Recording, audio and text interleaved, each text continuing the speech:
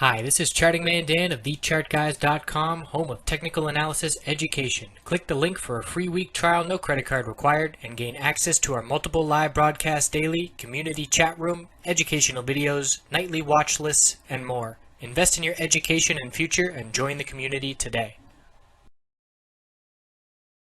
Looking at SPY on the daily and weekly time frame, so follow through to the downside. The close at the low of the day yesterday indicated that was likely. Little bit of a higher open, but the open was the high of the day, and we broke the consolidation low. That low was 220.17.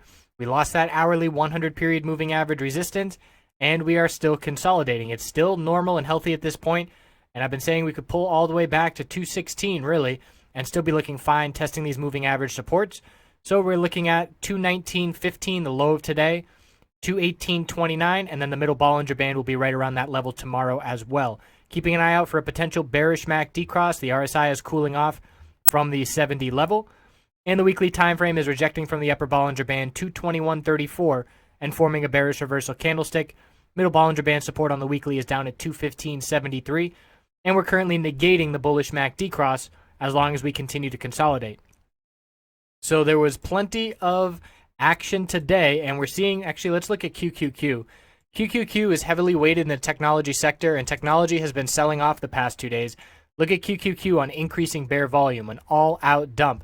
So the play today was these tech names, what we call these election dumpers, Apple, Netflix, and let's see who else, Amazon, Baba, Baidu, all of these names dumped on the election, had a 2-week bounce afterwards, and are right back to being bearish, and we can see those technology names really hurting. So when SPY is consolidating and those technology sector names are pulling back, those are the individual names to be looking at. And we can see SPY had a bullish reaction to data in the morning, a pullback right out of the gate, bounce off the 100 period support, rejecting from the 200 period resistance, lower highs and lower lows to start the day, and then that set the tone as we just had lower highs and lower lows for the rest of the day. Some decent bull volume at the end of the day with a 10-minute bounce and a little bit of follow-through after hours, but we're going to have to see signals on the hourly time frame that indicate the bulls are showing back up. As you can see, and it looks like this hourly chart needs to update real quick.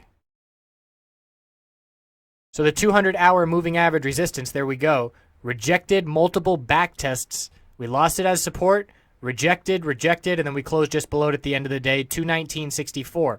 So watching to see where we close or where we start tomorrow pre-market relative to that 200-hour moving average. Same thing as yesterday with this 100-hour. Look where we rejected at the high of the day. So yesterday's video, I said we need to see where we start pre-market compared to this 100-hour moving average resistance. We started below it, so we knew to take a bearish lean, and then we rejected right from it at the high of the day. Same thing with the 200-hour moving average resistance heading into tomorrow. So we'll see where that shapes up pre-market. We'll watch how the price reacts to it, and we will take it from there. But the bears do have momentum to the downside, and we'll see if that's how we end the week. I appreciate you watching. Have a great night.